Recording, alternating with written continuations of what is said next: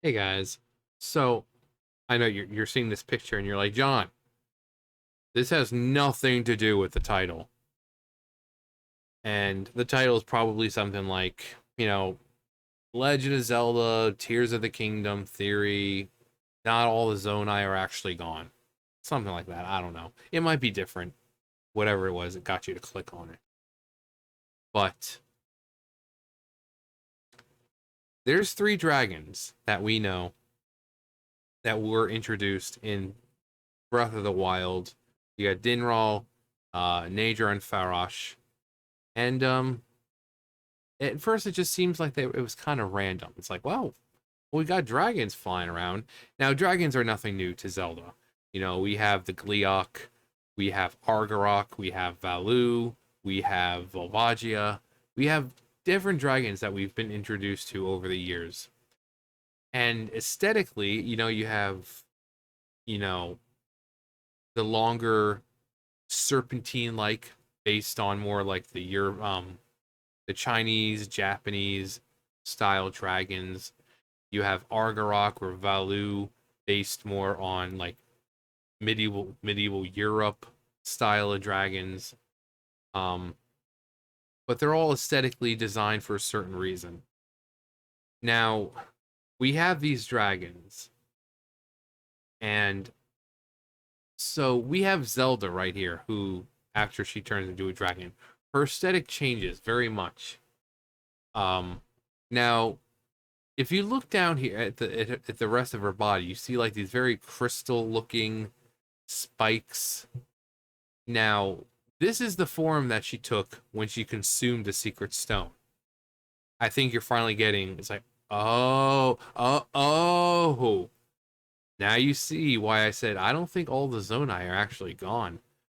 As far as we know, Rauru and Minoru were the last Zonai, or rather descendant of the Zonai. We know that they weren't original Zonai. Ganondorf outright says when we see the cutscene, he says when your Zonai ancestors first descended upon these lands, meaning the Minoru and Rauru are descended from those original Zonai. Otherwise, he would have said when you and your Zonai, people or whatever descend. He didn't. He said when your Zonai ancestors. So we've been told that they were the last. That we see the remnants of, all the Zonai. We see the depths and ruins there from the Zonai being there. We see it in the sky. We see it in on the land. I think Nintendo is making the Zonai too important because it seems like they've had a hand in everything, the foundation and creation of Hyrule.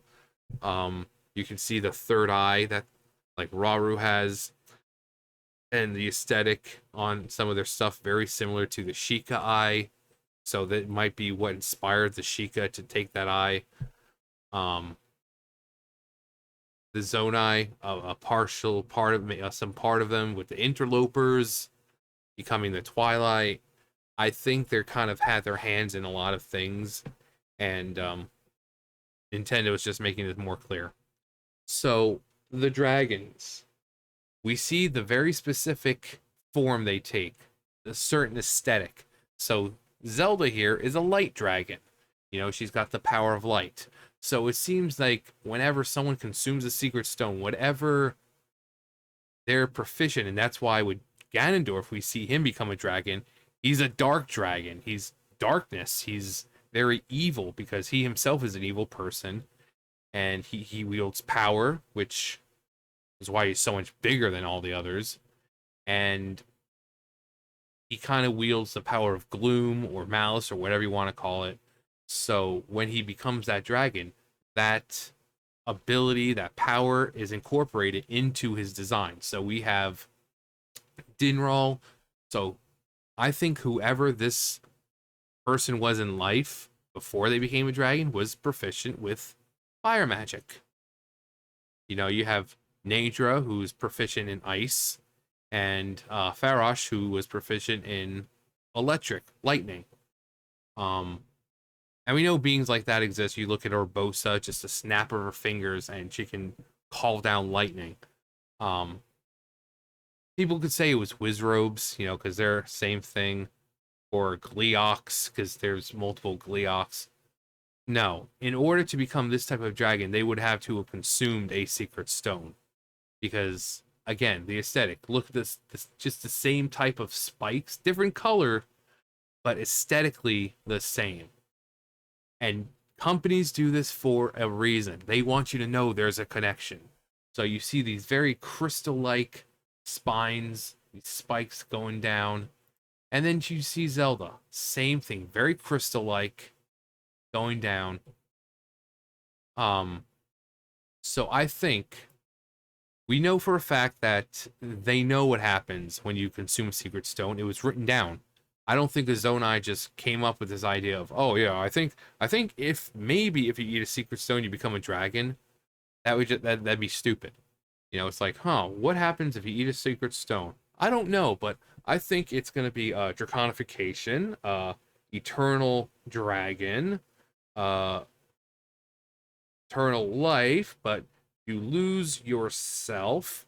No, someone had to do it, and then the others had to document it. So, and it probably all started out with science, as many things do. So, I think they've had these secret stones for so long, and I think one of them finally posed the question of, wait a minute, we have these stones, and they amplify our power to such a degree just being around us. You know, we these belong to us, and they amplify our power, and they're not even really, you know, inside like attached to us. They're, you know, bracelet on our wrist or a necklace, but they can increase the strength of our ability. What would happen if we took that stone and incorporated it into our being? And of course, these Zonai are scientifically advanced. They're technologically advanced. They're magically proficient. Um, so one of them had to pose that question, and the others were probably like, "Huh, what would happen?" And of course, you need a guinea pig. And you know what would be really hilarious? The irony is that, you know, since the Zonai are very animalistic, that the guinea pig Zonai actually looked like a guinea pig. That would that would be perfect. We find out that the first Zonai to become a dragon actually looked like a guinea pig. That would just be great. That would be amazing. Because again, we know that they're animalistic in nature. You know, you see Rauru and Minoru, you know, their faces, they're not full Zonai, so I don't think they're as animalistic as their ancestors were. But would it not be great if the Zonai, who decided to be the guinea pig for this experiment, actually looked like a guinea pig? That would just so good. But I digress. But of course they had to test it. So Stone and they're like, huh, doesn't taste too bad. But they become a dragon and they document that. Okay, you eat a stone, draconification happens, you become a dragon. The person doesn't seem to have any, you know, they might have traveled up into the air, you know, back into the sky to kind of experiment some more and study. And like, okay, well, they don't seem to know who they are. They don't remember anything. Now, when Zelda turns into a dragon and when Ganondorf turns into a dragon, it's in that final battle, it's almost like they remember who they are, but I don't think it's they remember. I said before when I was watching the cutscenes, I because they're all bound by fate. They're all connected to each other. So Zelda could have been far on the other side of Hyrule, but she sensed in this moment something. She didn't know what was drawing her to it. She didn't know why, but she knew she had to get somewhere at that very point in time because something was happening. Because her, Link, and Ganondorf are all connected. She could probably feel Link's emotion at that moment and not know why she was feeling it because she doesn't know who she is. But she knew she had to get there because they're all bound by fate. The Zonai who decided to become the dragons, not so lucky. Now, the first one did it out of an experiment. They wanted, of course, again, reasonable to think, like, what would happen if we just devour one of these stones and take it into our being? The other two, I'm sure there might have been discussions about, oh, there might be a way to reverse this, which we see with Zelda we could. Is it maybe possible to bring these guys back? Maybe. Um, we know for Zelda's case, it took Sonia's time power and Raru's light power. But wouldn't you know, we have Zelda, who has both time and light power. She has access to sacred power, divine power, and she has time power, which her secret stone amplifies.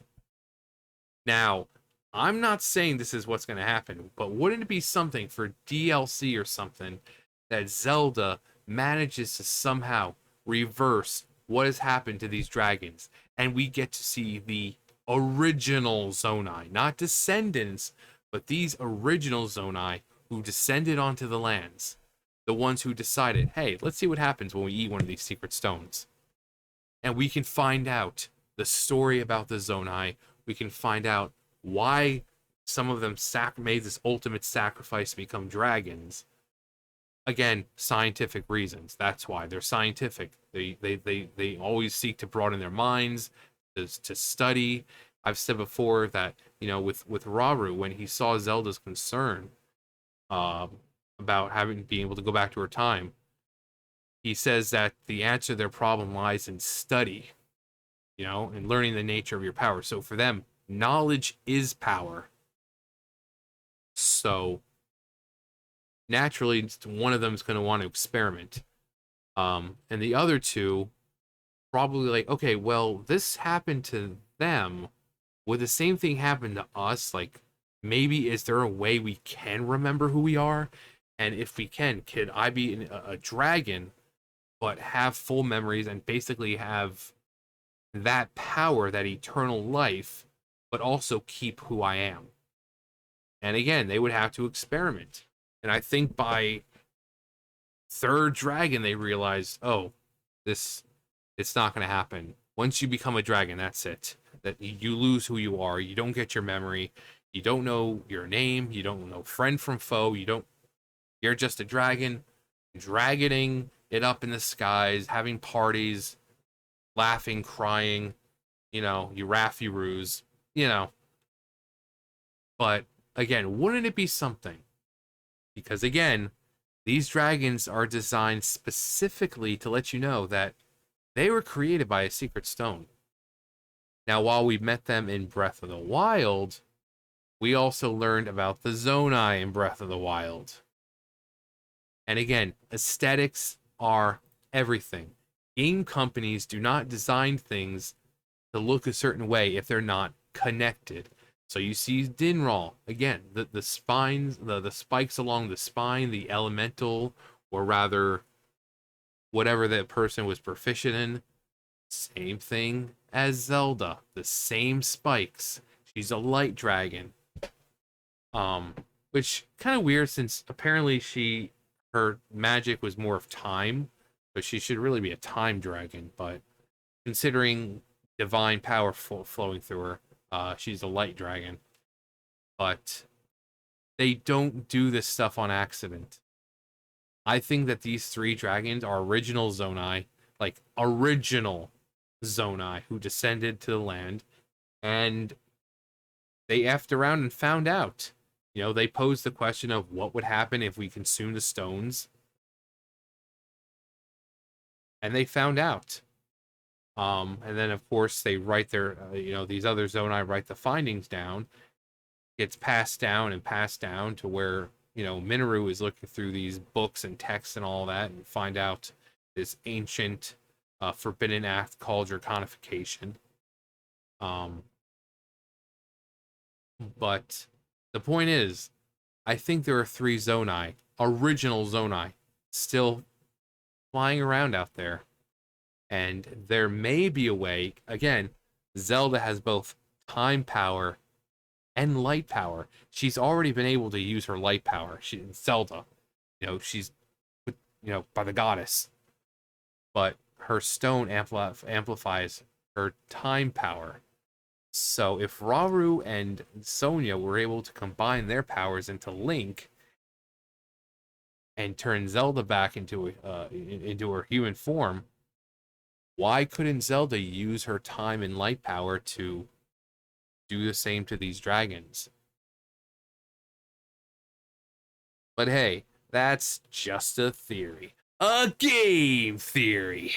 No, so yeah, I truly believe that these dragons were original Zonai because again, the Zonai are here. The Zonai are there. The Zonai lived in the sky. Then they descended to the land. Then they went underground.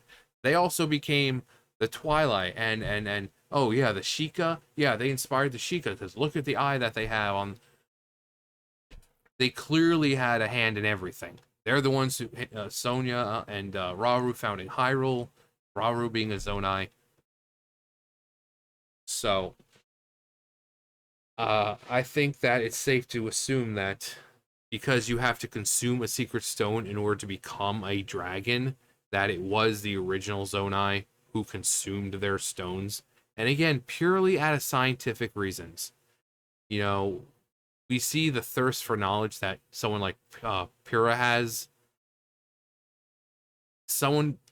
A group of people as advanced as the Zonai, you can bet that they're probably willing to do whatever it takes to find out these answers, to test their theories. So, but they became eternal dragons, and we may or may not have a way of turning them back into Zonai and learning more about the Zonai.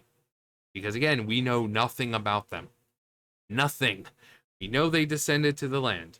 We know they appeared to be gods. We know that they had secret stones. We know that Minoru and Rauru are descended from the Zonai. We know that the Zonai just disappeared. We know they lived in the sky. We know they lived on the land. We know they lived underground. But we don't know what they looked like. We don't know how their society was actually structured. We don't know anything. Tears of the Kingdom has revealed really nothing about Zonai. We went from Breath of the Wild to, oh yeah, here's a strange new race you've never heard of, but they're all over, to, oh yeah, little sprinkles of lore about these guys, but not enough to really satisfy. But, so, but yeah, three dragons are actually Zonai who ingested their secret stones and became the dragons. And we may have a way to bring the original Zonai back to where the Zonai are no longer completely gone. And of course, if you think of the Twilight Realm, they're not really gone. They just kind of evolved into the Twilight. But anyway, again, it's just a theory. That's going to do it for me. You guys know the drill. I'll see you guys later. Bye, guys.